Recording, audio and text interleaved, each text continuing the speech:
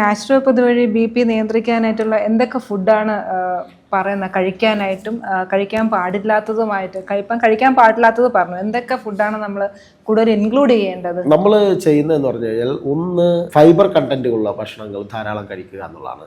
അതായത് പച്ചക്കറികളും പഴവർഗ്ഗങ്ങളും ഒക്കെ ധാരാളം നമ്മൾ ഭക്ഷണത്തിൽ ഉൾപ്പെടുത്തുക. നിങ്ങളെ BP കുറയണമെങ്കിൽ ശരിക്കും ഒരു നേരത്തെ ഭക്ഷണത്തിന് പകരം ഫ്രൂട്ട്സ് കഴിച്ചാൽ തന്നെ നിങ്ങളുടെ BP കുറയും. രാത്രിത്തെ ഭക്ഷണം നിർബന്ധമായിട്ട് ഒഴിവാക്കുകയും ഒരു 6-7 മണിക്കകത്ത് വയറ് നിറച്ച് ഫ്രൂട്ട്സും കഴിക്കുക.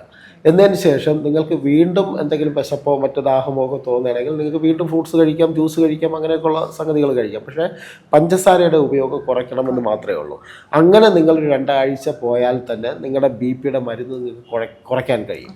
അപ്പോൾ അങ്ങനെ ഒന്ന് പച്ചക്കറികളും പഴവർഗ്ഗങ്ങളും ഇലക്കറികളും ഒക്കെ ധാരാളം നമ്മൾ ഭക്ഷണത്തിൽ ഉൾപ്പെടുത്തണം. പയറുവർഗ്ഗങ്ങൾ കഴിക്കുമ്പോൾ പയറുവർഗ്ഗങ്ങൾ മുളപ്പിച്ചിട്ട് വേണം കറി വെച്ചിട്ട് കഴിക്കാൻ. അപ്പോൾ അങ്ങനെ നിങ്ങളൊരു രീതി സ്വീകരിച്ചു കഴിഞ്ഞാൽ തീർച്ചയായിട്ടും നിങ്ങളുടെ BP കൺട്രോളിലേക്ക് വരുന്നതായിട്ട് കാണാൻ കഴിയും.